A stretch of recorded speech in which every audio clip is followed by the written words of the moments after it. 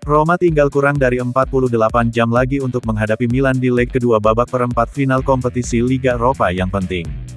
Giallorossi harus menghadapi pasukan Stefano Pioli tanpa Evan Dika, yang baru-baru ini pingsan di lapangan setelah menderita trauma dada dalam pertandingan melawan Udinese, dan Bryan Cristante, yang harus absen karena skorsing. Menurut La Gazzetta dello Sport, Buff difavoritkan untuk menggantikan Cristante di starting line-up Roma, sehingga ia jarang mendapat menit bermain di Udinese selama akhir pekan. Gelandang muda ini akan diberi tugas penting bersama pemain seperti Leandro Paredes dan Lorenzo Pellegrini. Surat kabar tersebut mengklaim Buff, antara lain, akan dipercaya untuk membantu menutupi dan membatasi pergerakan Rafael Leao di sayap kanan.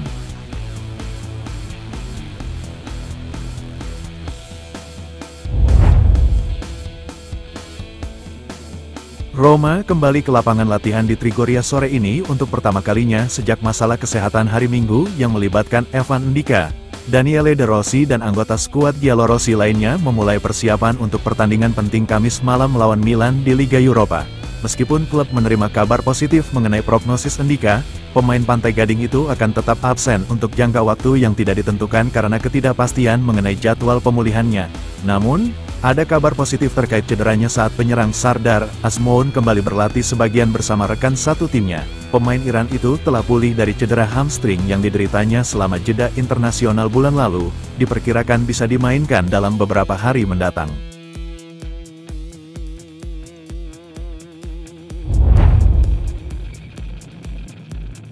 Besok tidak hanya akan menjadi pertandingan krusial untuk musim Roma, tapi juga tonggak sejarah pribadi yang penting bagi Kapten Lorenzo Pellegrini, gelandang asal Italia, yang diperkirakan akan rutin tampil dalam susunan pemain Daniele De Rossi saat Roma bersiap menghadapi Milan di leg kedua perempat final Liga Eropa, akan masuk dalam buku sejarah klub ibu kota.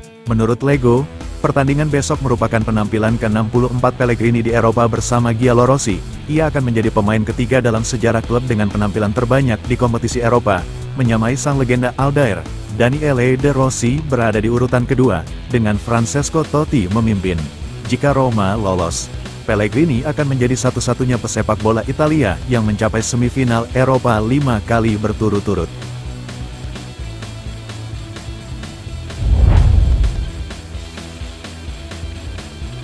Leg kedua perempat final Liga Eropa antara Roma dan Milan besok akan melibatkan Stadio Olimpico yang penuh sesak. Faktanya, Roma akan bermain di hadapan penonton tuan rumah yang tiketnya terjual habis karena mereka akan berusaha mempertahankan dan meningkatkan keunggulan 1-0 mereka atas Milan. Seperti yang dikonfirmasi oleh La Gazzetta dello Sport, Daniele De Rossi dan anak buahnya akan mendapat dukungan lebih dari 66.000 fans yang hadir. Penonton Olimpico juga akan mencakup sekitar 4.500 pendukung Milan yang bepergian. Ini akan menjadi stadion ke-53 yang terjual habis di era Friedkin dan kemungkinan besar juga menjadi rekor box office manajemen Amerika ini, dengan total box office diperkirakan berjumlah sekitar 4,5 juta euro.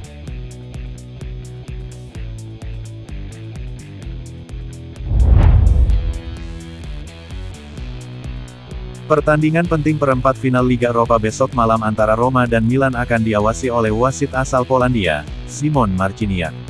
Giallorossi telah bertemu Marciniak 2 kali, kalah dalam 2 kesempatan, melawan Real di babak 16 besar Liga Champions 2016 dan melawan Porto di babak penyisihan 2016/2017. Saat itu, Roma menyelesaikan pertandingan dengan 9 orang setelah dikeluarkannya Emerson Palmieri dan Daniele De Rossi dengan skor akhir 3-0 untuk keunggulan Porto. Ini akan menjadi pertama kalinya Marciniak menjadi wasit Roma dan bertemu dengan De Rossi sejak bencana terkenal di Stadio Olimpico 8 tahun lalu.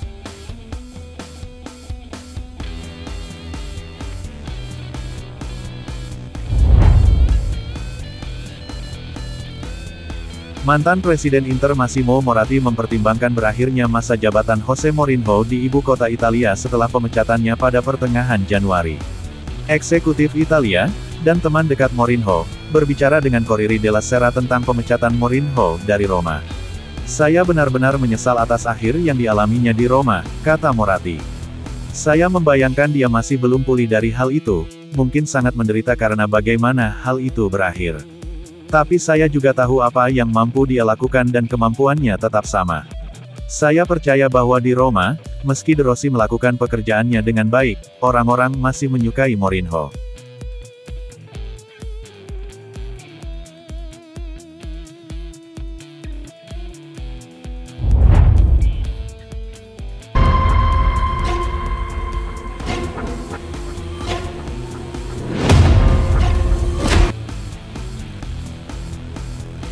Prediksi line-up Timnas Indonesia U23 vs Timnas Australia U23 di Piala Asia U23 2024 akan diulas Okezone. Setelah kalah 0-2 dari Timnas Qatar U23, Timnas Indonesia U23 kembali melanjutkan perjuangan mereka di laga lanjutan Grup A Piala Asia U23 2024. Sesuai jadwal, Timnas Indonesia U23 akan menghadapi Timnas Australia U23 di matchday kedua Grup A Piala Asia U23 2024. Kamis tanggal 18 April tahun 2024 pukul 20 waktu Indonesia Barat. Kemenangan atau minimal hasil imbang dibutuhkan Timnas Indonesia U23 untuk menjaga peluang lolos ke perempat final Piala Asia U23 2024.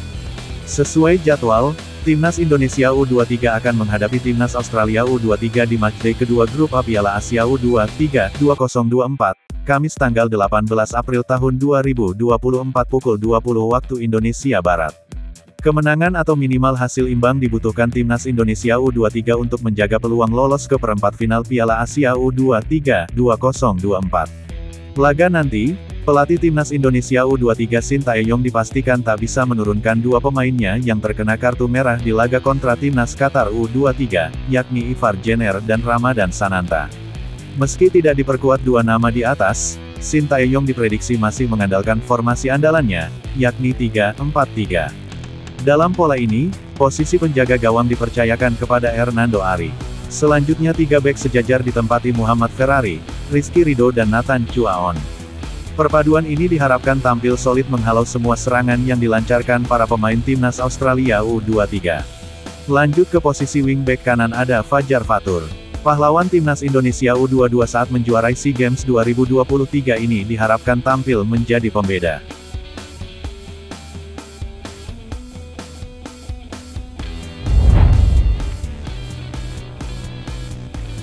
Kartu merah yang diterima Ivar Jenner serta Ramadan Sananta menyebabkan tanda tanya apakah keduanya bisa bermain lawan Australia atau tidak.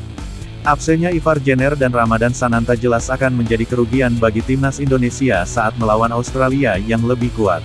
Apalagi Ivar Jenner selalu menjadi pilihan utama di lini tengah Indonesia karena sebagai pengatur serangan serta penghubung pemain depan dan belakang. Saat ini Timnas Indonesia melalui Erick Thohir sedang mengupayakan Ivar Jenner untuk tetap bisa bermain lawan Australia. Indonesia vs Australia akan digelar pada Kamis tanggal 18 April tahun 2024. Ivar Jenner dan Ramadan Sananta sama-sama meninggalkan lapangan karena kartu merah. Bedanya, kartu merah Ivar Jenner disebabkan 2 kali kartu kuning, sementara Sananta kartu merah secara langsung. Sebagaimana aturan dasar sepak bola dunia maka setiap pemain yang mendapatkan kartu merah akan mendapatkan skors untuk laga berikutnya. Jumlah laga yang tidak bisa diikuti berbeda-beda sesuai dengan tingkat pelanggaran yang dilakukan.